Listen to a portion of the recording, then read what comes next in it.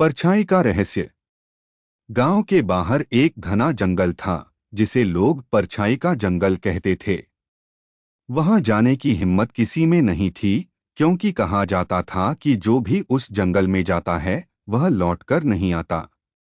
एक बार गांव में एक नई लड़की आर्या आई। वह शहर से पढ़ाई करके आई थी और उसे इन बातों पर विश्वास नहीं था। उसने गांव वालों से पूछा, क्या कोई उस जंगल में गया है? सबने कहा हाँ, लेकिन जो भी गया वह गायब हो गया। आर्या ने ठान लिया कि वह इस रहस्य को सुलझाएगी। अगले दिन सुबह वह अकेले जंगल की ओर निकल पड़ी। जंगल में घुसते ही उसे महसूस हुआ कि यहाँ कुछ अजीब था।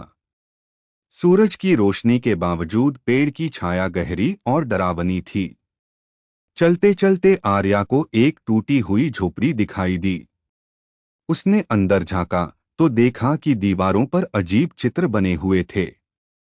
तभी एक धीमी सी आवाज आई, क्यों आई हो यहाँ? आर्या पीछे मुड़ी तो एक बूढ़ा आदमी खड़ा था। उसने कहा, मैं इस जंगल का रखवाला हूँ। यह जगह तुम्हारे लिए नहीं है। लेकिन आर्या ने कहा, मैं सच्चाई जानने आई हूँ। बूढ़े आदमी ने उसे बताया, यह जंगल उन लोगों को अपनी परछाई देता है जो अपने जीवन में गलतियां छिपा रहे हैं। परछाई उनकी सच्चाई को उजागर करती है।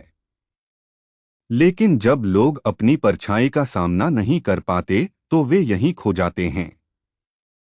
आर्या ने कहा, मैं अपनी परछाई का सामना करने को तैयार हूं। बूढ़े आदमी ने मुस्कुराते हुए कहा, तो फिर तैयार हो जाओ।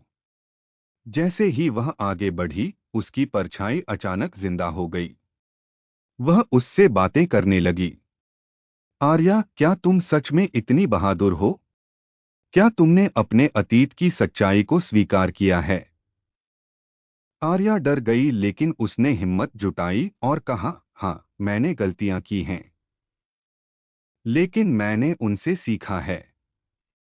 मैं अपने डर को स्वीकार करती हूँ। जैसे ही उसने यह कहा, उसकी परछाई शांत हो गई और उसे रास्ता दिखाया। वह जंगल के सबसे गहरे हिस्से में पहुंची, जहां एक चमकता हुआ पत्थर था। बूढ़ा आदमी वहां पहले से मौजूद था। उसने कहा, तुमने अपनी परछाई का सामना किया और जीत हासिल की। अब यह पत्थर तुम्हारा है। इसे गांव ले जाओ और सबको सिखाओ कि डर को स्वीकारना और उसे पार करना ही असली बहादुरी है। आर्या ने पत्थर उठाया और गांव लौट आई। अब वह गांव वालों के लिए एक मिसाल बन गई। लोग परछाई के जंगल को डर की जगह नहीं, बल्कि आत्मज्ञान की जगह समझने लगे।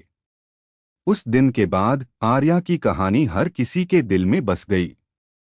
उसने सिखाया कि सबसे बड़ा डर हमारे भीतर है और उसे स्वीकार करके ही हम सच्ची आज़ादी पा सकते हैं।